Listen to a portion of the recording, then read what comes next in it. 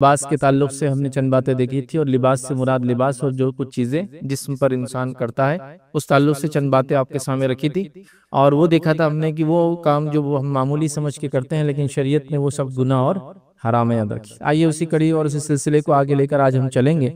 और आज इंशाअल्लाह अज़ीज़ जो बातें हम देखेंगे वो है ज़बान से, कान से और आँख से होने वाले वो हराम काम जिन्हें मामूली समझ लिया गया है। जाहिर सी बात है, अल्लाह रब्बुल इज़्ज़त ने एक इंसान को बनाया, उसको आज़ा और जवारे दिए, बॉडी पार्ट्स दिए, और यकीनन जो जिस्म के हिस्से आज़ा याद रखिए उनसे भी पूछ होने वाली है। नबी अकरम सल्लल्लाहु अलैहि वसल्लम ने एक रिवायत में यहाँ तक बयान किया कि जब एक इंसान जहन्नुम की आँख को देखेगा तो वो डर जाएगा। जब वो डर जाएगा तो वो गवाही देंगे की कोशिश करेगा, तो अल्लाह रब्बुल इज़्ज़त जो है उसके ज़बान को खामोश कर देगा और फिर उसके जिस्म के आज़ा गवाही देंगे कि क्या किया। हत्ता कि उस रिवायत में ये भी अल्फाज है कि उसकी थाई, उसकी मांडी भी, रान भी गवाही देने वाली है। अब जाहिर सी बात है, रान एक ऐसा आज़ा नहीं है कि जैसे आँख, नाक और कान है अदर की। ये वो आज़ा है जिससे बहुत सारे अमाल हम करते हैं, बल्कि हमारे जो सेंसेस है 5, उसमें से ये अहम सेंसेस है याद रखिए, तीनों भी, कि हम देखते हैं, सुनते और बोलते हैं अदर की। तो जब मांडी से, रान से सवाल होने वाला है, वो गवाही देंगी, तो जाहिर सी बात है ये आज़ा तो बदरजे ऊला गवाही देने वाले हैं। और ये बड़ी अहम बात है और इसको समझना जरूरी है कि जो जबान से गुनाह होते हैं, आंख से गुनाह होते हैं, कान से गुनाह होते हैं, इसको हम मामूली समझते हैं, लेकिन ये उन गुनाहों में से जो कबायर है, याद रखिए गुनाहों की किस्म है ना, कबायर और सगायर। कबीरा गुनाह और सगीरा गुनाह। कबीरा गुनाह वो होते हैं जिसके लिए या तो दुनिया में सजा दी गई, या तो कुरान और सुन्नत में उस पर तौबा लाजिम करार दी गई, या तो फिर जहन्नुम के वही आंख जो है नसीब, जिसके बारे में वार्निंग या जिसकी जो है वो क्या कहा गया। तो ये होता है गुनाह कबीरा याद रखिए। या तो जिसकी सजा है दुनिया में, जैसे चोरी करा तो हाथ काटा, हाथ सजा है, सजा है मतलब ही गुनाह कबीरा है चुराना। या किसी गुनाह पे कहा कि तौबा लाजिम है, तौबा लाजिम मतलब ही गुनाह कबीरा है। चूंकि सगायर का मामला ये है कि बहुत सारे अमाल से धुलते रहते हैं, जैसे कि नमाज इंसान पढ़े तो सगीरा गुनाह धुल जाते हैं, वजू करे सगीरा गुनाह धुल जाते हैं, अस्कार करे सगीरा गुनाह धुल जाते हैं, लेकिन कबायर नहीं धुलते, उसके लिए तौबा लाजिम होती है। तो लिहाजा तौबा का हुक्म आया, सजा मिली, या आखिरत में जहन्नुम के वही दे, मतलब ये कबीरा गुनाह है। तो ये कबीरा गुनाह याद रखिए। और कुछ सगायर होते हैं, छोटे गुनाह, जो बगैर तौबा की माफ हो जाते हैं। तो आँख, नाक, कान से होने वाले तकरीबन तमाम गुनाह कबायर में आते हैं याद रखिए। लेकिन इन गुनाहों को हमने मामूली समझ लिया, बल्कि इन गुनाहों को रूटीन समझ लिया, इन गुनाहों को जिंदगी जीने का तरीका समझ लिया, इन गुनाहों को मामूली, इतना मामूली समझ लिया जिसी को इंतहा नहीं याद रखे। और इतना कॉमनली बोला जा रहा है, इतना आम हो चुका है कि कभी कभार सच बोलने वाले को मुश्किल हो जाती है, क्योंकि सब झूठ बोलते हैं। मतलब झूठ बोलना आसान होता है, उसके लिए सारी चीजें होती है याद रखिए। तो लिहाजा इसमें हम बहुत एहतियात करें। एक किताब है, आपको मैं रिकमेंड करूंगा कि जरूर उसको मौका मिले तो पढ़े, अल कबायर, अल्लामा ज़हाबी रहमतुल्लाह की किताब है, जिसमें आपने 70 के तकरीब जो है कबीरा गुनाहों को गिनवाया याद रखिए। वही उसी का निचोड़ है, कुछ हम सिर्फ उसको, उन्होंने एक जनरल उसमें लिखा, हम उसको कैटेगरी वाइज डिवाइड कर दे रहे हैं। तो जरूर उसका मुताला करें, उसमें आपको पता चलेगा कबीरा गुनाह क्या है और उसकी शिद्दत क्या है। ठीक, जबान उसमें खास मुकाम इसलिए रखती है याद रखिए कि अल्लाह के रसूल सल्लल्लाहु अलैहि वसल्लम से एक बार एक मरतबा एक सहाबी ने कहा कि ऐसी कुछ नसीहत कीजिए मुझे जो मेरे लिए किफायत कर जाए। तो अल्लाह के रसूल सल्लल्लाहु अलैहि वसल्लम को क्या नसीहत की मालूम आपने? आपने अपनी ज़बान को बाहर निकाला और उसको पकड़ा, और पकड़ कर कहा इसके बारे में जो है बहुत मोहतात रहना, ज़बान के बारे में। तो ज़बान बड़ी अहम चीज़ याद रखिए। इसी तरह जो है एक रिवायत में फरमाया, जो अब 2 चीज़ों की गवाही दे दे तो मैं उसकी जन्नत की गवाही देता हूँ। मतलब जमानत, हदीस में अल्फाज है, अगर जो शख्स अपनी 2 चीज़ों की जमानत दे दे, मैं उसकी जन्नत की जमानत लेता हूँ। जमानत बोलते गारंटर को। मतलब जैसे कि आपने किसी से उधार लिया तो कोई आदमी कहेंगे आपको तो नहीं दे सकता हूँ, आपके बदले कौन देगा, जरा लाइए उसको भी, ताकि आप ना मिले तो बोलता ये मेरे जामिन है, गारंटर है, मतलब मैं ना रहूं, मैं ना दूं तो ये देंगे। तो अल्लाह के रसूल सल्लल्लाहु अलैहि वसल्लम, मैं गारंटर हूँ उसका जन्नत में ले जाने का, अगर वो गारंटी दे दे अपने 2 चीजों की। वो कौन कौन सी 2 चीजें? कहा एक जो उसके 2 जबड़ों के बीच में है, जबान, और एक वो जो उसके पैरों के बीच में है, शर्मगाह। इसकी अगर इंसान गवाही दे दे, मर्द और औरत की जबान से गलत काम नहीं किया, शर्मगाह से गलत काम नहीं किया, तो अल्लाह के रसूल सल्लल्लाहु अलैहि वसल्लम उस दिन खड़े हो जाएंगे उसकी गारंटी लेने के लिए, उसके जामीन बन जाएंगे याद रखिए। तो लिहाजा जबान बड़ी अहम चीज़ है, इसको मामूली हम ना समझे।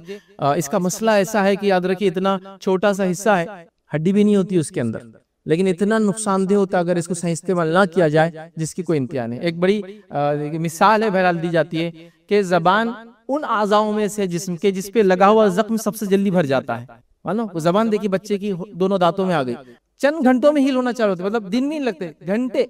2 घंटे बाद देखिए आप तो वो पूरा कवर हो जाता है। 4 घंटे बाद देखिए सुबह उठने तक तो फ्रेश, फिर से जबान इस्तेमाल के लायक हो चुकी है। तो इसके जख्म सबसे जल्दी भरते हैं, लेकिन इससे दिए गए जख्म सबसे मुश्किल से भरते हैं। भरते नहीं कभी, हमें हमेशा हरे के हरे रहते, जब देखो हरे की। एक आदमी को किसी ने मारा था, वो भूल गया, लेकिन एक आदमी के वालिद तो गाली देती, नस्ल दर नस्ल याद करके गाली दिया था, बदकलामी किया था। तो ये बड़ी खतरनाक चीजें आती है। तो इसका इस्तेमाल हम सही करें तो जबान से होने वाले गुनाहों से अपने आप को बचाए, क्योंकि मेजर सिंस, मैक्सिमम सिंस इसी से इंसान करता है। हत्ता कि अंबियाओं का इनकार, अल्लाह का इनकार, किताब और सुन्नत का इनकार भी जबान से इंसान करता है, अमल से तो बाद में। लेकिन मुशरिकीन ने जो पहला इनकार किया, जबान इस्तेमाल की उन्होंने। तो ये बहरहाल इसके मामले में बड़ा मोहतात रहने की हमको जरूरत है। यकीनन इससे होने वाले गुनाह बहुत ज्यादा है जिसको हमने मामूली समझ लिया। मैं सब तो नहीं लिख पाऊंगा, बस चंद हम झलकियां बहरहाल देखेंगे। इसलिए मैंने शुरुआत में किताब का नाम दे दिया कि इस किताब का मुताला करें ताकि और तफसीलात में चीजें हम पढ़ सकें। आइए, जबान से होने वाले गुनाहों में जो सबसे संगीन जुर्म है, सबसे बड़ा जुर्म एक तरह से हम कह सकते हैं, सबसे खतरनाक है।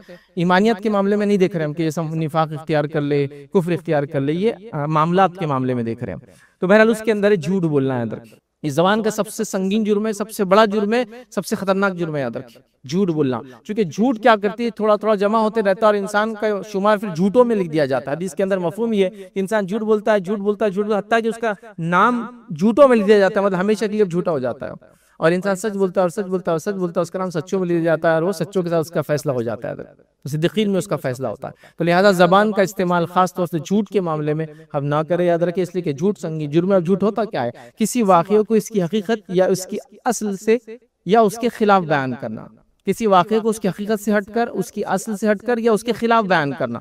जैसा एक मर्द आया तो मैं कहूँ एक औरत आई, बिल्कुल खिलाफ बात की, मैंने अपोजिट बात कर दी। उसने कहा, मैं कह रहा हूँ उसने नहीं कहा, बिल्कुल अपोजिट बात कर दी, या हटकर बयान करना, ये झूठ हो जाता है याद रखिए। तो चीजों को तब्दील करना, हटकर बयान करना, खिलाफ बात करना वाक़े को, बिल्कुल जैसा अलिफ ने बा को मारा और मैं बोल रहा हूँ बा ने अलिफ को मारा, ये बिल्कुल खिलाफ बात मैंने कर दिया, तो ये सब झूठ है याद रखिए। तो झूठ याद रखिए बहुत संगीन जुर्म है। लेकिन झूठ का मामला ये कि हमने इसको बड़ा मामूली समझ लिया गया है, और इतना मामूली समझ लिया है कि कई जगह ये कहा जाता है कि इसके बगैर काम थोड़ी चलता है। जैसे मिसाल के तौर पर झूठ कई जगह बोला जाता है, एक आदमी तिजारत में झूठ बोल रहा है। अब कोई कहे कि तिजारत में क्यों झूठ बोल रहे हो, अपनी कमाई को क्यों खराब कर रहे हो, दूसरा आदमी क्या जवाब देता है, इसके बगैर कौन सा बिजनेस चलता है, इसके बगैर मैं तिजारत कैसे कर पाऊंगा, इसके बगैर माल बिकेंगे कैसा मेरा, इसके बगैर मेरे हाथ आगे कैसे बढ़ेंगे। तो झूठ का मामला ऐसा हो गया, याद रखिए कि नीचे से लेकर ऊपर तक या ऊपर से लेकर नीचे तक, दाएं से लेकर बाएं तक हर आदमी झूठ बोल रहा है। इतना झूठ बोल रहा है कि सच्चे लोग मशहूर है। नबी अकरम सल्लल्लाहु अलैहि वसल्लम का जमाना, सहाबा का जमाना, ताबईन के जमाना, सलफ सालिन का इब्तिदाई जमाना ऐसा था, झूठे मशहूर थे। क्योंकि चंद लोग झूठ बोलते थे तो पकड़े जाते थे। देखिए सारा समाज जब सच बोलेगा और चंद लोग झूठ बोलेंगे तो पकड़े जाते हैं, तो वो पकड़े जाते थे। तो झूठे मशहूर थे, मालूम था ये झूठ बोलता है। इसीलिए आप देखते हैं जब हदीसों की रिवायत के बारे में बात आती है तो मुहद्दिसीन ने लोगों की जिंदगियां खंगाली और उसको लिखा। फिर कमोबेश 65,000 से ज्यादा लोगों की जिंदगी वो खंगाल के उसको लिख दिया गया एक साथ कि इन्होंने क्या थे, कैसे थे जिंदगी में, एक बार भी झूठ बोला तो लिखा हुआ है। तो कैसे पता चला ये, क्या पूरी जिंदगी किसी के पीछे लगे रहेंगे? ये तो आज की टेक्नोलॉजी में मुमकिन नहीं है। तब कैसे हुआ? क्योंकि तब समाना सब सच बोलता था, तो झूठा आदमी जब भी मालूम हो जाता था ये झूठा है तो लिख दिया गया झूठा है, तो इसकी रिवायत भी नहीं ले जाएंगे। अब मामला उल्टा इस जमाने में जो है सच्चा आदमी मशहूर है, क्योंकि बाकी सब झूठ बोल रहे हैं आमतौर से, तो जो नहीं बोलता है लोग बोलते हैं अरे यार वो सच्चा आदमी है। तो उल्टा हो चुका है मामला। तो उस जमाने में झूठे लोग मशहूर थे इसलिए कि वो कम थे और मालूम हो जाता था। आज मामला ये है कि सच कम लोग बोलते हैं तो लोग बोलते हैं वो ताजिर से लो, वही हमारा ईमानदार है। ईमानदार का लफ्ज़ इस्तेमाल होता है, झूठ नहीं बोलता, धोखा नहीं देता, सही माल देता है, जो बोलता है वो करता है, गारंटी दिया तो फुला करता है, लिख के लगाया सामान वापस लूंगा तो लेता है, वगैरह वगैरह। तो याद रखिए सच बड़ी अहम चीज़ है। सच की तालीम बच्चों को वो इब्तिदाई मरहले से बचपन से हम देना शुरू करें। लेकिन अफसोस की बात है कि रिसर्च स्टडी ये बताती है कि बच्चे झूठ बोलना बड़ों से ही सीखते हैं, जिसके अंदर जनरल रिसर्च थी कि बच्चों के बिहेवियर के ऊपर, तो बच्चे झूठ कहाँ से सीखते हैं? बच्चे वालिदैन से झूठ बोलना सीखते हैं। जब उनको कोई कॉल आता है वालिदैन को या कोई कुछ बात कहता है कि हम कल आ रहे हैं, वालिदैन बोलते नहीं कल मत आइए, कल तो हम मसरूफ है। बच्चा कहता है अच्छा माशाल्लाह वालिदैन मसरूफ मतलब कुछ काम है। जब वो आदमी चला जाता है बच्चा पूछ रहा है कि अरे कल तो फुला काम है ना, वो कहते नहीं वो हमको टालने के लिए कह दिया उसको। वालिद घर के अंदर बैठा है, कॉल आ रहा है बॉस का, कहाँ है? अरे बॉस मैं तो मार्केट में निकला हुआ हूँ, आज सुबह से तो इतनी मार्केटिंग हो गई फलां ये, और बच्चा सुन रहा है बैठ कर कि बाप तो घर में है। बाप को काम आया और फोन आया और किसी काम कर रहा है किसी के पास भरा, उसको फोन आया कहाँ है भाई अब तक आप? अरे मैं तो रास्ते में हूँ। बच्चा देख रहा रास्ते में नहीं है तो घर के अंदर बैठा हुआ है, जाने का कोई प्लान नहीं है। तो ये क्या हुआ? झूठ। बच्चे ने यहाँ से सीख लिया कि झूठ बोलना जाना चाहिए, ये झूठ बोला जा सकता है इसलिए कि उसने अपने बड़ों को झूठ बोलते हुए देखा, याद रखिए। तो बच्चे बड़ों से सीखते हैं। तो लिहाजा हम अगर झूठे होंगे हमारे गुनाहों के नतीजे में बच्चे भी झूठे बनेंगे और उनका गुनाह भी मेरे सर आएगा, क्योंकि बच्चों की तरबियत मेरे और आपका जिम्मा थी। तो लिहाजा हम कोशिश करें सच बोले, सच का साथ दे, सच्चों के साथ रहे, सच्चे काम करे, याद रखिए, झूठ का जर्रा बराबर भी इसके अंदर आमेजिश न होने दे, याद रखिए, ये बड़ी अहम चीज है, याद रखिए। वरना आजकल झूठी गवाही, झूठी कस्में, झूठे ख्वाब, मतलब एक नेक्स्ट लेवल पर हर चीज चल रही है। हर आदमी दूसरे को ख्वाब सुना रहा। आप पूछे किसी से, फला ने ख्वाब में इसको देख लिया, तो झूठे ख्वाब के जरिए जो है फला चीज बयान की जा रही है, झूठ है इसके पीछे, इसकी कोई हकीकत नहीं, याद रखिए। और ये सब मना, याद रखिए, सब हराम है, याद रखिए, लेकिन ये आमतौर से किया जा रहा है, याद रखिए। तो झूठ से हम बचें। एक छोटा सा वाकया झूठ के ताल्लुक से बयान करता हूँ, और दौरे जहालत का वाकया है कि दौरे जहालत में कुछ एक शख्स का कत्ल हुआ, और कत्ल करने वाले ने जो है किसी को पैगाम दिया जो कि कुरैश के खानदान से था, कि जाकर जो है अबू तालिब से कहना कि मुझे कत्ल कर दिया गया, मेरा बदला लिया जाए। अबू तालिब की बात पहुंची, उन्होंने उस कबीले से कांटेक्ट किया और कहा कि ऐसा ऐसा फलां शख्स ने कत्ल किया। उसी कबीले वालों ने उसने कहा कि हमने कत्ल नहीं किया। तो कहा चलो गवाही दो, फिर मतलब इसका कोई विटनेस दो, तुम गवाही दो। और शायद 100 ऊंट उस जमाने में लिए जाते थे खून के बदले में, और उस कबीले में शायद 50 लोग थे। तो उन्होंने कहा कि गवाही दो, खस्म खाओ कि इसने नहीं किया। तकरीबन लोगों ने खस्म खाई, 2 लोगों को छोड़कर। उन्होंने कहा नहीं, हमसे आप ऊंट ले लीजिए, हम खस्म नहीं खाएंगे। मतलब उन्होंने ये नहीं कहा कि वो झूठा है, सच्चा ने खस्म नहीं खाई। बाकी लोगों ने 48 लोगों ने खस्म खा ली इस आदमी की बात सुन के। उस आदमी ने जिसने कत्ल किया उसने भी, और उसके साथ लोगों ने भी, कि नहीं इसने ऐसा नहीं किया। अब्दुल्लाह इब्न अब्बास फरमाते और कहते हैं, ये दौरे जहालत का वाकया है, लेकिन उस एक साल में, मतलब जिस साल उन्होंने खस्म खाई, नेक्स्ट ईयर आने तक अल्लाह रब्बुल इज्जत ने सारे के सारे 48 लोगों को मौत दे दी, सब मर गए, याद रखिए। तो ये झूठी खस्म का वबाल था उनके ऊपर। झूठी खस्मों के वबाल होते, याद रखिए। और झूठ के बारे में एक बात याद रखिए, झूठ की अपनी जिंदगी होती है, उसकी एक अपनी लाइफ होती है। जैसे आपने झूठ बोला, वो पैदा हो गया, अब वो बढ़ना शुरू होता है, और जिंदगी में बार बार आकर आपको टकराता है, बार बार टकराता है। आज नहीं तो 10 साल बाद टकराएंगे, 10 साल नहीं 20 साल बाद टकराएंगे आपको आके, कि आपने झूठ कहा। तो उसकी अपनी एक लाइफ है और वो जीना शुरू कर देता है, याद रखिए। तो लिहाजा झूठ के मामले में बड़ी एहतियात कीजिए। जबान का इस्तेमाल हो तो सही हो, गवाही सच्ची, खस्म सच्ची, ख्वाब सच्चा, मामलात में सच, और झूठ से हम इज्तनाब करें, खुद भी ये करें और अपने बच्चों को भी इस ताल्लुक से तालीम और तरबियत दें। दूसरी चीज़ याद रखिए जो जबान से होती है, याद रखिए, चूंकि बड़ा और संगीन जुर्म है, इसलिए इसको मैं दे रहा हूँ मुख्तसर से, वो है गीबत। हम इससे पहले जुमा के खुतबे में गीबत के ताल्लुक से मुकम्मल एक जुमा देख चुके हैं, इसलिए तफसीलात में नहीं जाएंगे। लेकिन गीबत याद रखिए, गीबत यह है कि पीठ पीछे किसी भाई की ऐसी बात करना कि उसके सामने की जाए तो उसको बुरी लगे। एक मरतबा नबी अकरम सल्लल्लाहु अलैहि वसल्लम से एक सहाबी ने पूछा कि गीबत क्या है, तो अल्लाह के रसूल सल्लल्लाहु अलैहि वसल्लम ने फरमाया कि अपने भाई का जिक्र ऐसे कर कि जिसको अगर वो सुने तो उसको कराहता है। जिक्र को आखा का बीमा यकरहू, कि तेरे भाई के बारे में ऐसा जिक्र करके उसके सामने कह तो उसको बुरा लगे। तो कहा अगर उसमें बात हो तो मतलब मैं जो कह रहा हूँ उसमें है, वो लंगड़ा है, वो लूला है, वो फला है, वो काला है, वो अंधा है, वो ऐसा है, वो वैसा है, मतलब वो है और मैं वही कह रहा हूं। तो कहा हाँ, अगर उसमें वो है और तू उसके पीठ पीछे कह रहा है, जो उसके सामने कहे तो उसे बुरा लगे, तो ये गीबत है। और अगर उसमें बात नहीं है तो ये बहुतान है, फिर तो इल्जाम है ना, उसमें है ही नहीं बात, तूने कह दी। तो है तो ये है। अब हम लोग ये बोलते हैं ना, वो है तो हम बोल रहे वो औरत ऐसी है, वो औरत फुला है, वो मर्द फुला है, तो बोल रहे ना, ठीक है, लेकिन उसके सामने बोले तो बुरा लगेगा, नहीं बोलना चाहिए, इसलिए कि यही तो गीबत है। तो गीबत बहुत संगीन जुर्म है, याद रखिए। कुरान ने कहा कि गीबत अपने मुर्दार भाई के गोश्त खाने के बराबर है, तो गीबत बुरी चीज है। नबी अकरम सल्लल्लाहु अलैहि वसल्लम के जमाने में 2 लोग गीबत करते हुए जा रहे थे एक शख्स की, और वहां एक मरा हुआ गधा था। अल्लाह के रसूल सल्लल्लाहु अलैहि वसल्लम ने बुलाकर कहा कोई तुम में से है जो इसको खाएगा या तो इसको खाओ। उन्होंने कहा कि अल्लाह के रसूल मरा हुआ गधा है, ये कैसे खाएंगे? तो कहा जो अभी तुम एक शख्स के बारे में बात कर रहे तो इससे ज्यादा बुरी चीज थी, याद रखिए। तो ये गीबत है, याद रखिए। पीठ पीछे कहना, हत्ता कि पीठ पीछे किसी के जबान से ना कहते इशारों में कहना, ये भी संगीन जुर्म है। एक मरतबा माई आयशा रज़ियल्लाहु अन्हा ने जो है माई सफिया के बारे में इशारतन बात कही, जो इशारतन गीबत कहेंगे, लफ्ज अदा नहीं की, इशारतन कही। और क्या कहा? माई सफिया जो थी वो खद में छोटी थी, याद रखिए, खद कम था उनका। तो माई आयशा ने इशारतन, अब हदीस में इशारा नहीं क्या था वो, लेकिन इशारतन कहा। अब जनरली हमारे पास कोई खत कम है तो इशारतन हाथ के इशारे से करते है ना, तो उन्होंने जो भी इशारा किया होगा उस जमाने में जो चलता था, इशारतन कहा था, लफ्ज नहीं कहा था। तो अल्लाह के रसूल सल्लल्लाहु अलैहि वसल्लम ने फरमाया, आयशा अगर समंदर को तुम्हारी इस बात की समझ दे दी जाए तो उसके सारा पानी कड़वा करने के लिए इशारा काफी था। क्योंकि जो तुमने अपने भाई बहन के बारे में बुरा, मतलब ये एक तरह गीबत थी, इशारतन। इशारों और किनारों में ऐसी गीबत करने वालों को अल्लाह ने लानत की है। वैलुल लिकुल्ली हुमज़तिल लुमज़ा, लानत हो उस शख्स के ऊपर कि जो हुमज़ा और लुमज़ा, हाथों के इशारे से या जबान से या इशारों के जरिए किसी को जलील करे, गीबत करने में शामिल है, याद रखिए। तो लिहाजा गीबत हम बिल्कुल ना करें। गीबत की 3 किस्में होती है, याद रखिए। एक गीबत जिसको हम बोलते हैं उर्दू के अंदर, दूसरा हम कहते हैं चुगली, गीबत, और एक होता है बोहतान। ये तीनों उसी के टाइप है, याद रखिए। एक इंसान में वो बात है जो आप कह रहे हैं लेकिन पीठ पीछे कह रहे, उसको बुरा लगेंगे, उसके सामने कहा जाए, ये हुआ गीबत। एक इंसान के बारे में वो बात आप कहें जो उसमें याद रखी है लेकिन पीठ पीछे आप कह रहे, मकसद ये कि 2 लोगों को लड़ाए, हुआ चुगली। एक होता है जनरल बात कह रहे, एक लड़ाने के लिए, तो इसको बोलते हैं चुगली करना। मतलब उससे क्या होता है, दो लोगों में फाइट हो जाती है, वो दूसरा आदमी बता रहे ऐसा तुमने क्या, फला ऐसा क्या, तो ये होगा चुगली। और तीसरा, ऐसी बात कहे अपने भाई के बारे में जो उसमें मौजूद ना हो, ये हुआ बहतान। तो एक ही चीज है, अलग अलग माना।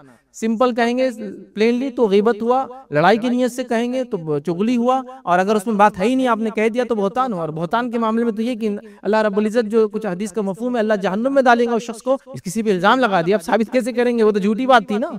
तो लिहाजा इस मामले में बड़ा बचना चाहिए। कुरान ने हमको कहा वाला यख्तब बाज़ुकुम बाज़ा, कि तुम में से बाज बाज की ग़ीबत ना करे। क्या तुम में कोई है जो पसंद करेगा अपने मुर्दार भाई का गोश्त खाए, तुमको इससे कराहत आएंगी। तो जाहिर सी बात है, ग़ीबत ये बड़ी आम चीज हो चुकी है हमारे माशरे माहौल में, और हर कोई एक दूसरे की कर रहा है, याद रखें, इससे बचना चाहिए।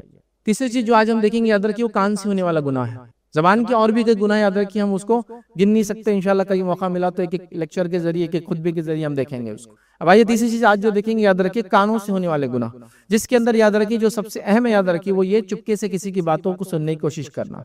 और सोशल मीडिया के दौर में तो बहरहाल हर तरीके से इसकी कोशिश की जा रही है कि फोन का माइक ऑन कर दिया जाए ताकि उसकी बातें रिकॉर्ड हो जाए, मौजूद ना भी रहे तो फोन रख दो वहाँ, रिकॉर्डिंग चालू है, तो चुपके से सुनने की किस्म में। पहले जमाने लोग कान लगा के सुनते थे, है ना, मतलब दीवारों कान या दरवाजों को कान, है ना, और ये याद रखिए बड़ा कॉमन था।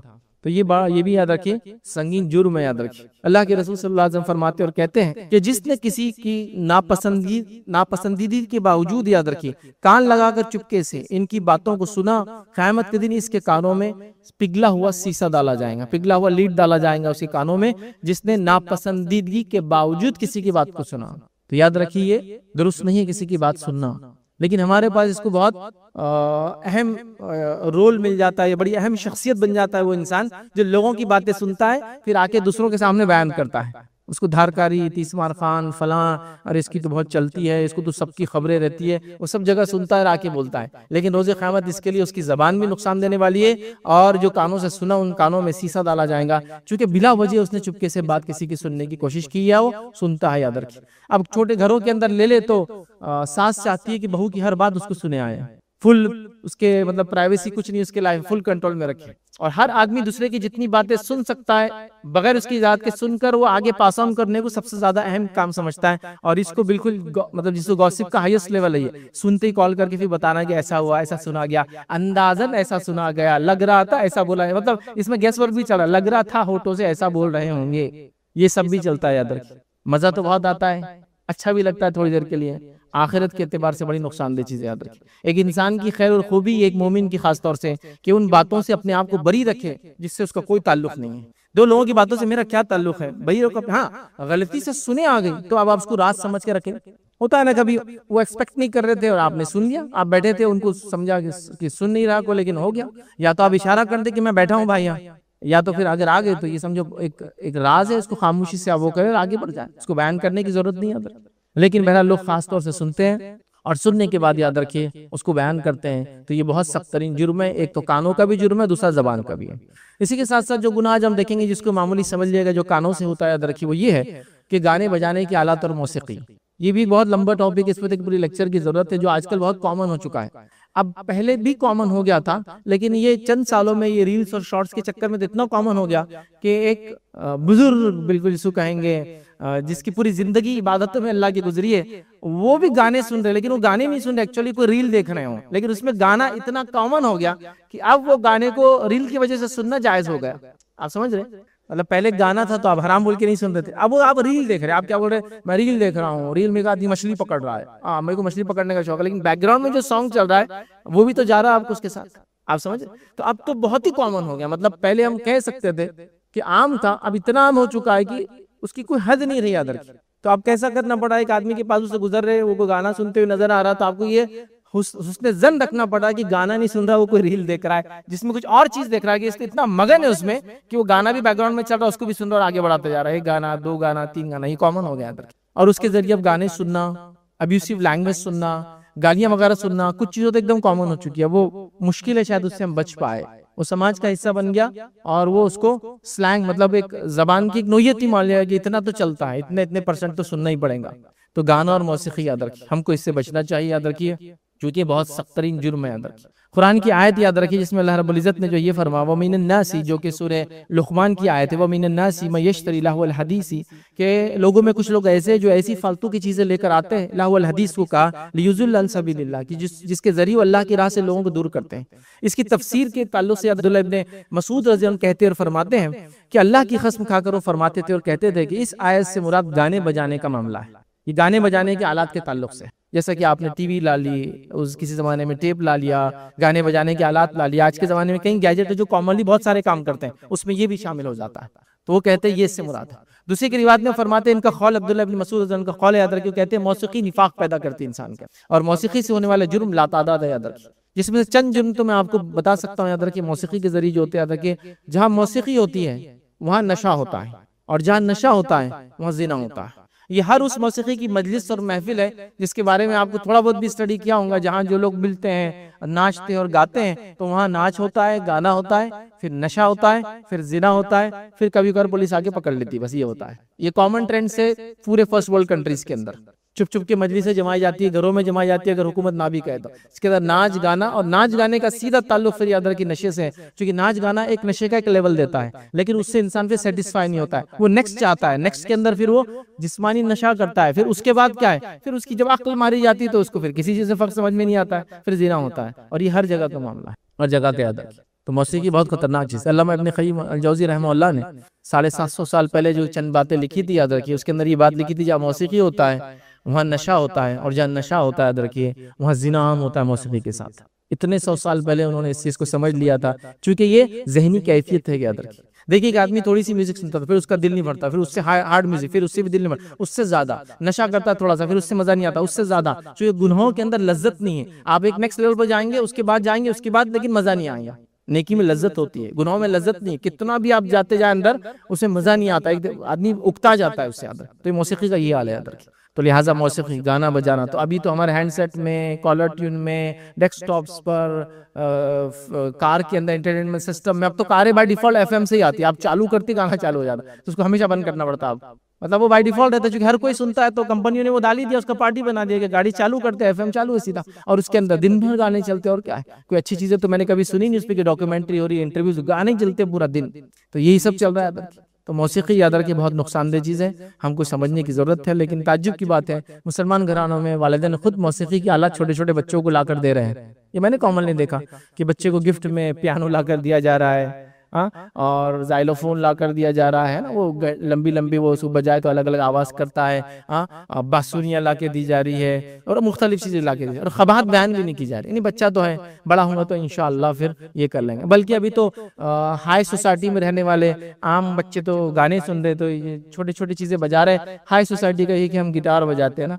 तो तोहफे में गिटार लिए और दी जाती, कि ये हो रहा है, बजाना किसको आता नहीं धड़का, लेकिन बहरहाल तोहफे में दिया जा रहा है, चूँकि हम बड़े खानदान, नहीं बजाना तो लटका के तो रखना घर में खाली, क्योंकि वो स्टेटस मेंटेन करने में आता है।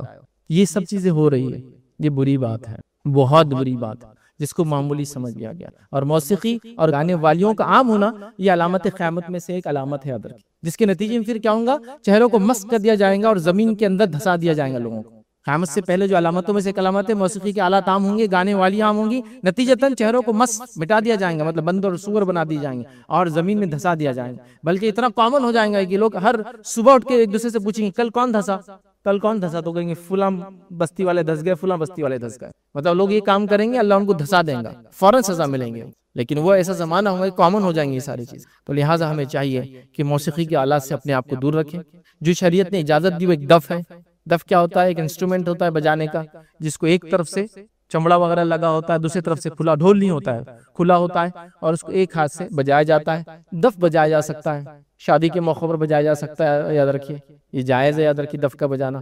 इसी तरह कोई नज़र वगैरह मांग ले तो बजाया जा सकता है, याद रखिए उसमें भी कोई हर्ज नहीं, याद रखिए। तो चंद जगह बहरहाल इसको बजाया जा सकता है, दफ है, याद रखिए, इसके अलावा नहीं, याद रखिए। अब कुछ लोग ये पूछते हैं कि ठीक है हम ढोल नहीं बजा रहे, ताशे नहीं बजा रहे, इंस्ट्रूमेंट नहीं बजा रहे, वही आवाज़ मुँह से निकाले तो चलता क्या, और उसको भी फिर जाहिर सी बात है मुँह से निकाले या इंस्ट्रूमेंट से निकाले, इफेक्ट तो सेम है ना, इफेक्ट बदल जाता है, सेम इफेक्ट। आजकल बहुत सारे हो गए कि वो मुंह से ही वो आवाजें निकालते हैं जो मुख्तलिफ इंस्ट्रूमेंट निकालते हैं, और वो कह रहे हैं ये वोकल्स हैं। देखिए ऐसे वोकल्स भी जायज नहीं। वोकल से मुराद आलाप जैसे होते हैं ना, बैकग्राउंड में जो होते हैं, या नेचुरल वॉइसेस है, कुदरती आवाजें वगैरह, झरनों का बहना, चिड़ियों को चहचहा, ये डाल सकते हैं आप, इसको सुन सकते हैं। तराना है, कोई नज्म है, कोई अशार है ना, इसमें कोई बात नहीं। लेकिन नशीद है, कोई अच्छा किसी ने अच्छे अल्फाज पढ़े हैं तो ये अलग बात है। लेकिन ये से इंस्ट्रूमेंट्स होते याद रखिए, ये दुरुस्त बिल्कुल नहीं याद रखिए। लेकिन आजकल ये तमाम चीजें आम हो चुकी है, अल्लाह हमारी हिफाजत करें। तीसरा हम इंशाल्लाह आज देखेंगे जो गुनाह जिसको मामूली समझ लगे याद रखिए, वो है आंखों से होने वाले गुनाह याद रखिए। अब आंखों से होने वाला गुनाह का मैं क्या कहूँ, कितने सारे गुनाह याद रखिए जो आंखों से किए जा रहे हैं, कितने सारे गुनाह आज के जदीद दौर में आंखों के जरिए। जाहिर सी बात है, देखिए कोई भी गुनाह जब होता है याद रखिए तो एक इंसान आंखों से देखता है और उसके बाद दिल में बुराइयां आना चालू हो जाती है। तो नजरों की हिफाजत बहुत जरूरी है, जब दिल की हिफाजत हो सकती है।